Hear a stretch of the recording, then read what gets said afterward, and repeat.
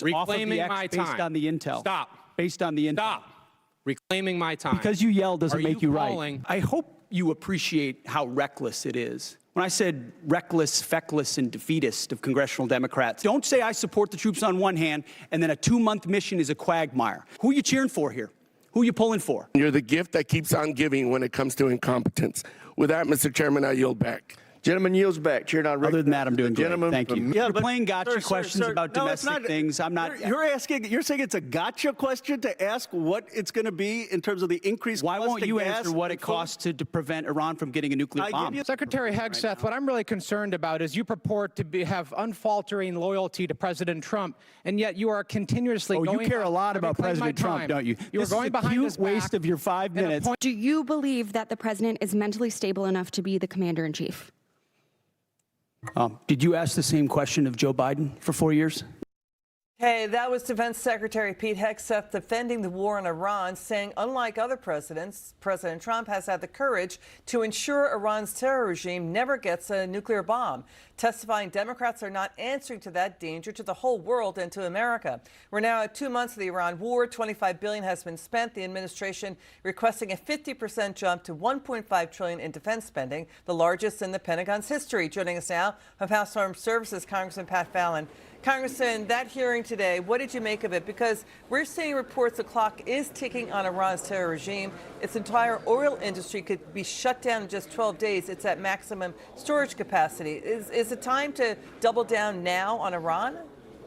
Well, Liz, clearly at this point, we need to win. And Secretary Hegseth and General Caine did a spectacular job in the hearing. They were clear, they were concise. They parried, particularly Secretary Hegseth, parried the Democratic attacks, which were frivolous and just politically motivated.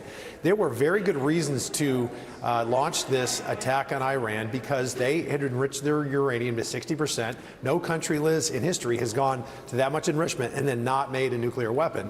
And they were they were preparing for UAV swarms and ballistic missiles to protect that, so we could never get at their nuclear facilities again. So President Trump made the right call. But we are where we are now. And as Secretary Hegseth mentioned, who are you rooting for here? We need to win. This is a terror regime that has murdered 600 American service members. And we've been in an asymmetrical war with them for the last 47 years. Yeah, I think they've killed nearly 24, Iran has, of its own people since the war started.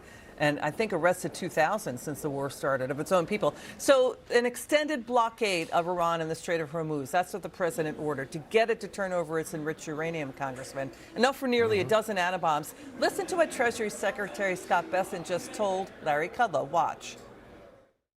The port at Kharg Island is at a virtual standstill in terms of loadings. We think that the Iranian storage will be full soon. They'll have to start capping in their wells, which will lead to permanent problems.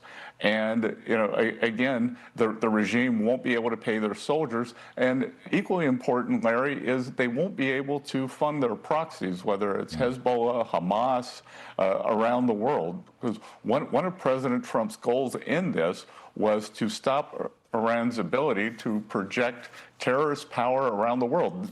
Iran was the largest sponsor of state terrorism around the world. They've been killing Americans for the past 47 years, and that's coming to a stop now.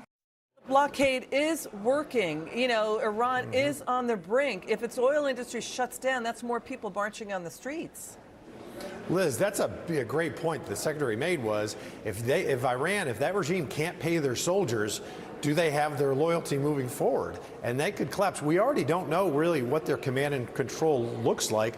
It looks like the IRGC is in charge, and that's not going to last all that long because 80% of the people there want that regime to end.